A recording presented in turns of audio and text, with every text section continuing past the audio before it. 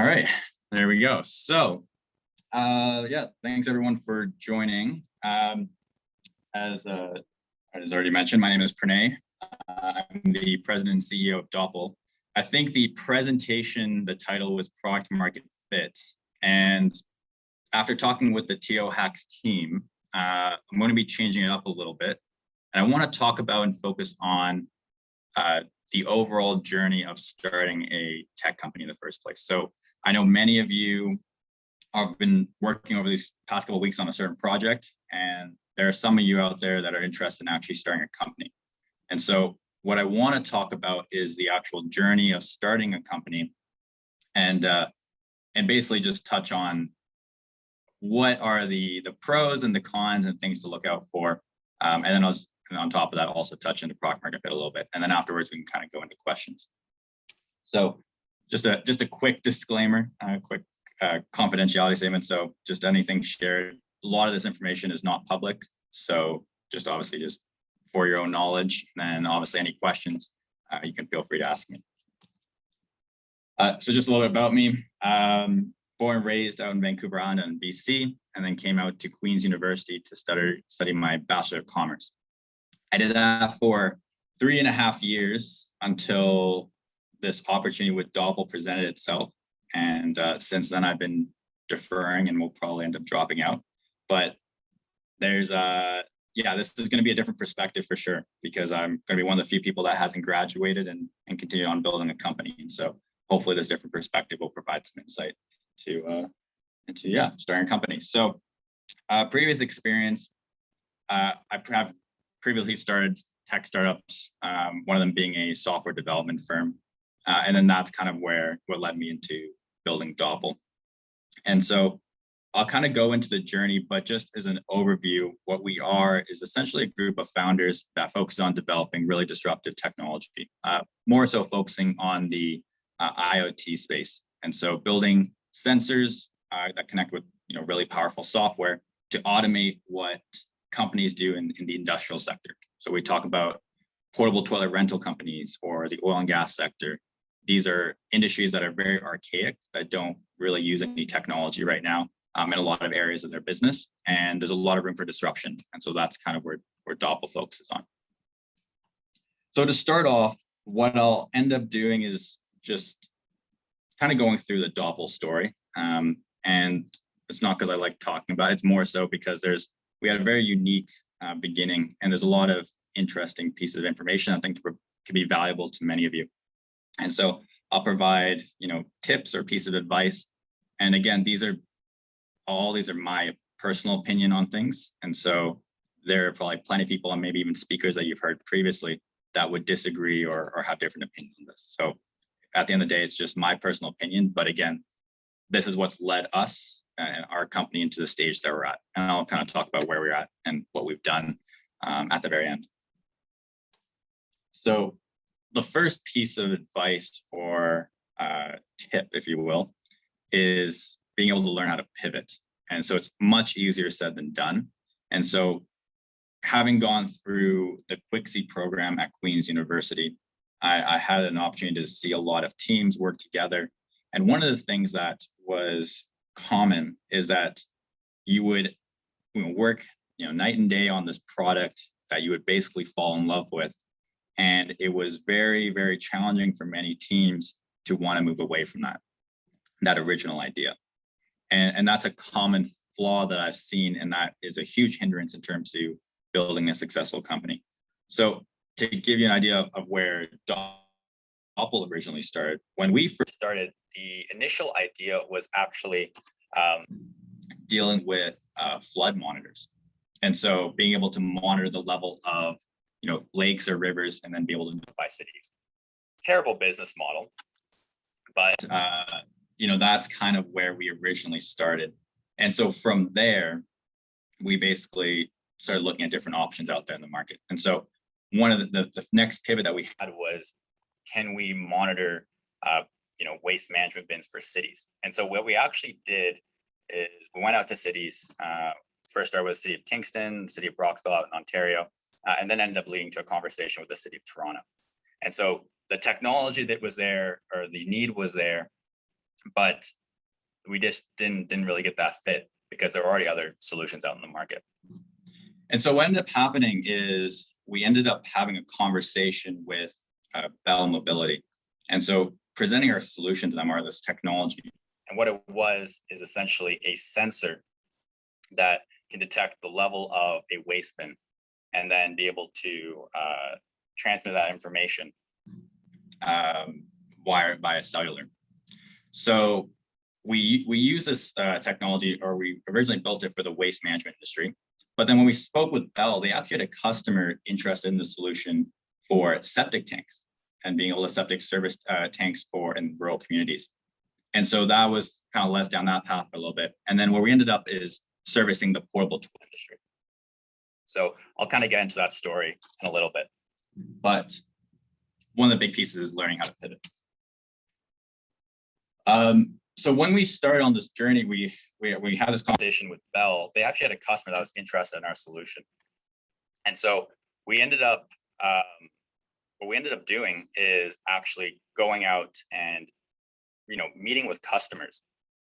And so one of the things that we ended up doing is, Seth, my business partner, and I, is traveling out and meeting with customers right from the get-go. And so this is another piece where, I know many of you have probably spent weeks now working on building out a product. You don't really need a product to go and talk to customers. I think this is a common misconception. People always talk about building an MVP right before talking to customers. That is not true. That does not need to happen. And I think we're a great example of that. So before we even went out and spoke with customers, we obviously need to know what the problem was. And so we identified the problem, but you don't need the solution actually fully built out.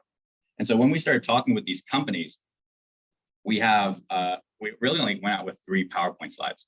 So the first one is just an image, just a graphic that our team developed on the sensor itself, right? What is the sensor? What could it potentially look like? And the second piece is the software. So what could, in the case of the portable toilet industry, what could the software look like for the operators? And then what could the software look like for the drivers? That was it. That was all we had. And really, the most important piece is just being able to sell and selling yourself, selling your business, and selling what could the world look like with your business in it. And so that is a really important piece that I think people overlook, and they really believe that they need to fully flush out a product, and that's not true at all. So what was the result of this? 3 slides. What Seth and I ended up doing is just going out, cold calling a bunch of companies, meeting them at their doorstep, and just showing them this idea. Hey, do you think if you can monitor how full your portable toilets are, and you can track the location of them, and then using our software optimize their business, is this something that's valuable to you? That was really it, and really selling what, going away from spreadsheets and using our solution. Is this something that's valuable to you? So actually, I'll come back to that. But what was the result of that? The result was we ended up acquiring our first customer on this first road trip that we did. We ended up signing a $400,000 contract and then receiving a $60,000 check in hand. So keep in mind, those 3 slides, these are 3 separate PowerPoint slides that we had, was all we had. And that was the outcome of those conversations. So obviously, it didn't happen after the first one. We spoke with dozens of companies, but we ended up getting there. And I think that's what's really important when it comes to identifying product market fit. You need to have, and you need to find that person or that company that is absolutely blown away by what you were able to provide. And that's something that from a fundamental perspective with Doppl is what we believe in. And so when we look at the typical adoption curve, you have those innovators as early adopters, and you have people on the later side of the adoption phase. What you're trying to look for is those people at the early stages, right? The early stages, the innovators and early adopters, to the point where they are willing to give you cash in hand for your solution, right? And being able to take that feedback and then work with them on building out your product. But what I see many people do is create an MVP or go down that path of creating a product, and then in the hopes of finding a customer. And most of the time, that doesn't end up happening as they plan it will, and often the product will change continuously over many iterations. So meeting with customers up the front, right from the get-go is going to be extremely important because you can get the feedback and work with them as you develop out the product. So my saying there is cash is king. Okay, so kind of jumped a little ahead there, but one of the other pieces of advice, and this kind of goes more into just building a fast-growing company. When an opportunity presents itself, take it. And I have seen companies in the past where they have been presented opportunities to do something, and just because it's a little bit difficult or it's not as they imagined how they build their company, they don't end up taking down that route, and then end up losing, really amazing opportunities. And so in the case of with Doppl, what ended up happening is we ended up driving around Canada, cold calling and meeting all these customers. We didn't have any money. And so I ended up getting a loan from a friend, it was around $5,000, I think. That was how we, my business partner, Seth, and myself were able to pay for our flight out to Edmonton and rent this car and drive all around Canada. And so that was, our beginning. And that's, we basically had nothing, and we ended up having to sleep in the truck, and wintertime was not fun. And then also, just really silly things like, because we didn't really have enough money for food near the end, we ended up getting one of those massive family buckets of Popeye's chicken. And because it was so cold outside, the vehicle was acting like a freezer, so we could eat it for multiple days. It's terrible. Probably won't tell that story again, but those are the types of things that we had to do in order to survive and start the company. And that's just some of those sacrifices that were a no-brainer to us. But ultimately, for some people, they didn't have enough money, or there was some reason why this opportunity was too difficult to pursue. And so you really just have to ask yourself personally, like, what are you willing to do and what are you willing to give up? And I don't think people really take that into consideration. So along this route, we ended up going to meet with this customer that Bell connected us with. They had a customer that was interested in our solution. His name is Joe. And so in the case of we ended up deciding to meet him. And this ended up turning into a much deeper relationship where we now, we work together with them and building the company. But at that time, COVID was now ramping up in Canada. And so we had to make a decision. Do we want to continue building the company out in rural Saskatchewan? I'm from the city, so this is, it was very all new to me, rural, Saskatchewan. Or do I want to go home and spend time with my family because we're going through a global pandemic?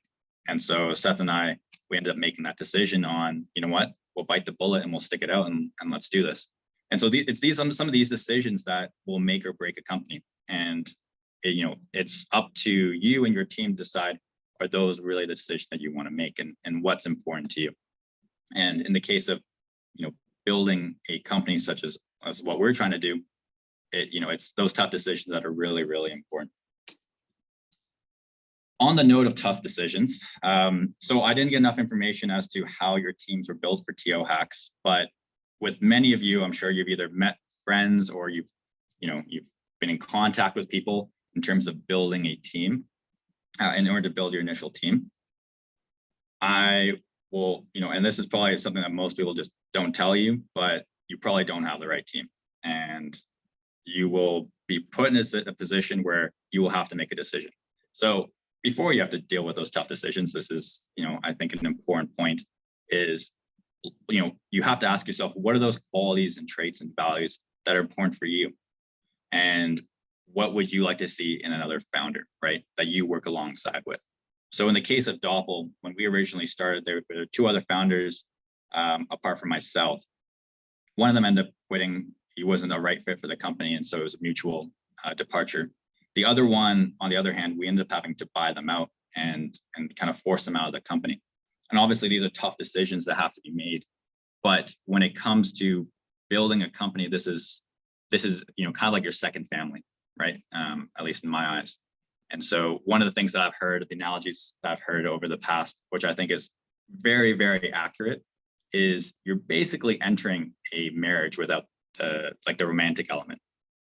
you will eat, sleep, and breathe with this other individual or other individuals as you build this company, right? And so I have many friends that have, relationships outside, and it puts a strain on it, but it's one of those things where these are the sacrifices you'll have to make. And if you're going to make these deep sacrifices, you also need to be working with someone who's willing to make those sacrifices with you. Again, these are not, a lot of people will end up settling for someone that they think is an okay fit, or they'll want to work with their best friend because, you guys get along really well. The problem is when these really, really tough situations occur, are they the right fit? And are they the right person to deal with that as you go through your kind of your growth spurts as a company? And most of the time, the answer is no. So just have that kind of internal reflection on, okay, if I'm planning on building this into a company, do I have the right people, with me working on this? So this is just another piece of advice that I wish I'd heard earlier when I was starting Doppl. Okay, so I guess the last, or one of the other pieces of advice is enjoy the process. So you don't really know, it's just there's a lot of crazy things that go on. That photo is just in a 1-star motel out in rural Saskatchewan, and kind of a couple of photos. I'm realizing I'm almost out of time. So what I'll do is I'm going to just skip right through to questions, because I realize I only have 5 minutes left. And if there's anyone that has questions, I'll take that. But I kind of realized I went over time there. So anyone have any questions?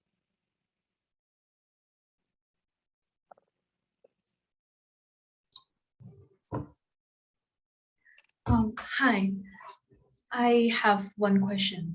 So could you share some experience about like how to define or how to find the right co-founders? Yeah, I think, everyone will have their own story on how they found the right founders. And so I don't think there's a right answer. So in the case of with Doppl, this is why this is the case. So in the case of Doppl, when we were originally starting with the original founders in the team, one of the things that we were doing is we were creating these prototype sensors, and the prototype sensors required us to create these 3D printed cases. And so because I'm really lazy, what I wanted the engineer on the team to do is automate the process for the 3D printer to push off the printed case into a bucket, so I wouldn't have to come in the middle of the night and pick it up. And what the result of that was the sensor, or the 3D printer, completely just not doing that, and actually thousands of dollars of damage was caused. And these were printers in Queen's University on campus. So the director of the space, who happened to be in charge of those 3D printers, was going to kick us out. But before he did, he ended up having a conversation with me and asking, what the hell are you guys doing? And so that happened to be Seth. And so that is how I ended up meeting my now business partner and co-founder, through this weird way, right? And so I think everyone has a different way of approaching it. But regardless, there's events out in every city. Your universities will also be a good place to find other founders and other people with like-minded interests. The one thing I will say, though, is there's really, in my opinion, there's only 2 areas that you need. You need the technical aspect, and technical, I mean just the product side. So who is the one that's creating your product, or is going to be in control of your product, right? In our case, we have sensors and software. Who's responsible for that? You can talk about a massage therapy business or a medical business. Who's the one providing the service? The other aspect is the sales aspect, right? Who's the one that's actually going to be talking to customers and dealing with the business side? I've met technical individuals that believe they don't need that, and that's you can't do everything, right? And so you either need external support on that front, or you need to find a co-founder that can do that. And so those are really the 2 areas. But to answer your question, there really is no right way. It's just making sure you understand what your values are, and in order to determine that you have someone that's the right fit, because it will affect you later down the road. So that buyout ended up costing us a lot of money to force them out. And so if you make those decisions earlier on, you won't have to deal with that. Okay. So hopefully that answers it. Yeah, thank you so much.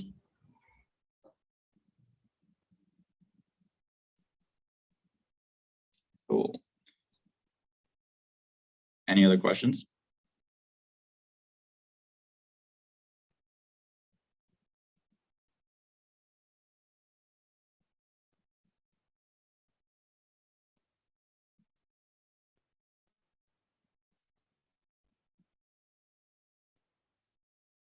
All right, I think that's it. Okay, if there aren't any more questions, thank you so much once again, Pranay, for joining us and sharing your story about your startup. And I think that wraps up the workshop. Thank you everyone for joining. All right, thanks everyone.